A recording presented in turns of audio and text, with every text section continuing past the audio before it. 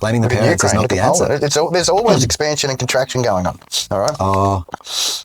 It is what happens as the world expands, as the world grows, I should say, with its populace. But I don't it's really automatic to try and expand. Okay, I see the action in Ukraine as contracting, not expanding. Okay. Because what that's doing is the whole thing that did there was it contracted two main things. One is it contracted Ukraine's wheat supply back into itself and burnt it to the ground in the majority. So there's not really any exporting of wheat, which is 90-something% of the world's wheat. And so grain production has had to be redistributed and localized. That's had a good market drop now, so the price will definitely jack up. Well, it's also had to be localized. Thanks for coming. It's had to be grown in places again, not just imported. Where it was growing originally. For a good distribution.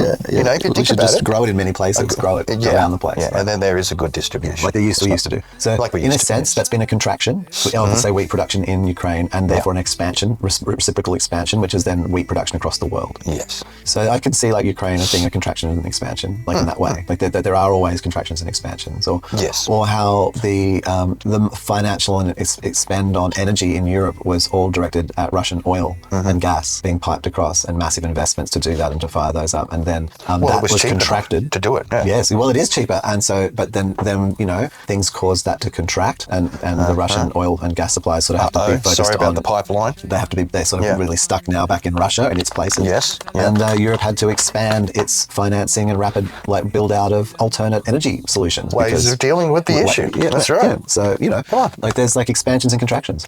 Yeah, there's some great expansions and contractions that have occurred, and then it's flow-on all effects. they've done is work towards the better, haven't they? Overall. Yes. Yeah, it just made it more fair. Yeah. I mean, and that's a big hit. Russia's had to sort of they chose not to make all that money from oil and gas. Well, that's a big play. That's taking that out, just for the betterment of others, so they could have renewables and. Well, so that they could be forced to make the right choice. Yeah. Come on. So it's they're kind of like the loser in this situation, aren't they? Well, someone has to be. Someone has to be.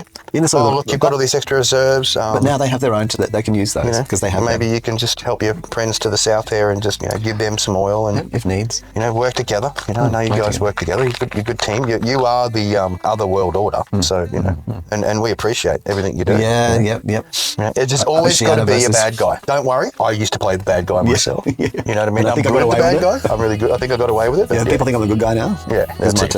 Mate, I wear the sheep's clothing very well, I tell you. Yeah. So said it the father.